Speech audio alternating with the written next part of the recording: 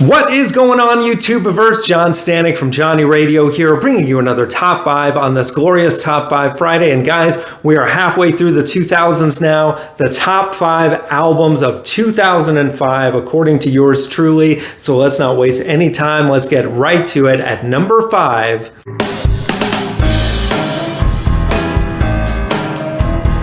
Extraordinary Machine by Fiona Apple. Absolutely gotta have this on your list. Fiona never disappoints, and although this didn't quite reach the heights of 1999's When the Pawn, this was a great, extremely highly anticipated follow-up to that with just a really great opener with the title track, really cute song that opens it up, going straight into the propulsive rocker Get Him Back, which shows, you know, that fiery side of Fiona that we love. Also, songs later in the album are kind of in that vein, Not About Love, a really strong one. But you always get that dichotomy of like the strong kind of dark stuff, like with songs like Red, Red, Red, and then on the other side, the more playful kind of like I Want to Get Him Back on Please, Please, Please.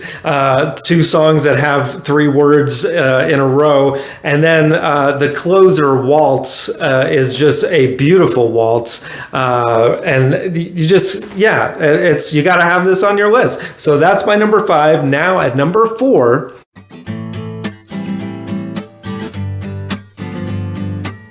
In Between Dreams by Jack Johnson, another highly anticipated follow-up that came here that, I think is probably kind of peak Jack Johnson here. You've got kind of like alternative, even mixed with a very inventive music video for Sitting, Waiting, Wishing. That was the lead-off single, but then you've got just classic Jack tracks like Never Know, which is just, that kind of, you want to put it on while you're relaxing at the beach. You get that real Caribbean, reggae, Hawaiian vibe all through the album.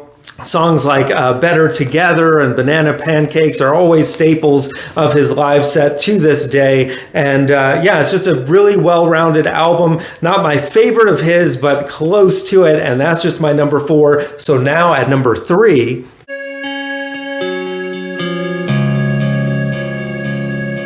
Young Mountain by This Will Destroy You, a post-rock instrumental group that this was their debut album, and in my opinion, their best. I mean, just really incredible all the way through, but the real highlight on here is one called The World Is Our Blank. And it's just one of these songs that when you listen to it, I highly recommend you check it out if you don't know of these guys. It'll just transport you into another space and time. It's like, I can picture it. It's so cinematic in scope. And really, that vibe carries through the remainder of the album. But that is the clear highlight to me. If you're new to them, definitely check out that song first and then go from there. But really a strong record if you're in the mood for that kind of thing. Absolutely breathtaking. And that's just my number 3. So now at number 2,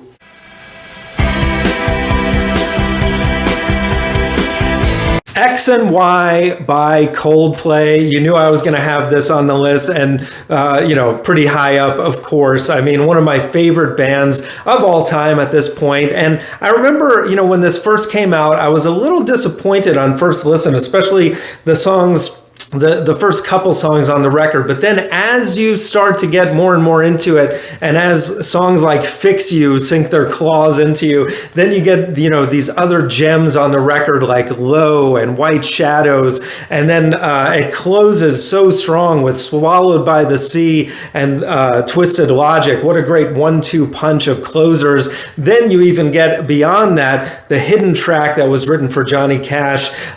Just a beautiful song, Till Kingdom Come. There's so much to love here, and although Chris Martin himself would say it's not their best, it's still a pretty damn strong outing by this amazing 4-piece that is Coldplay. And that's just my number 2. So now at number 1,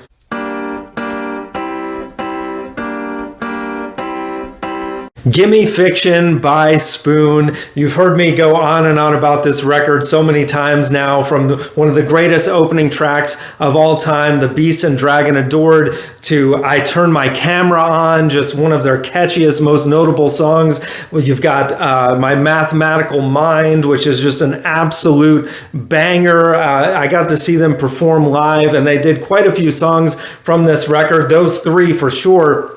As well as, I want to say they did Sister Jack, but I could be wrong, but that's just such another great song. There's really not a weak track on here from, even the gems like I Summon You and the weirder stuff towards the end of the album. It's just so great, and as unusual as it is lyrically, and some of the twists and turns that they take, and the weird guitar playing by Britt Daniel, it's also super catchy. So it's just one of those alt-rock bands that once you get into them, you're just a Spoon fan for life. And this was my intro to the band, would not be my last, and is not actually my favorite album of theirs, but it is so freaking great that it had to be my number one of 2005. So that's my list, guys. Let me know in the comments below what you think. What would your top 5 be? If you're so bold, leave me a top 10, because as always, there's so much great music out there to discover, guys. That's what this channel is all about. So thank you. We got top 5s every Friday, album reviews, so much more.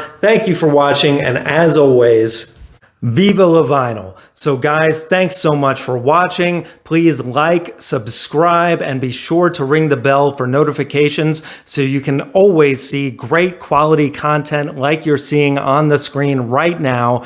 Thank you so much for supporting Johnny Radio, and I'll see you soon.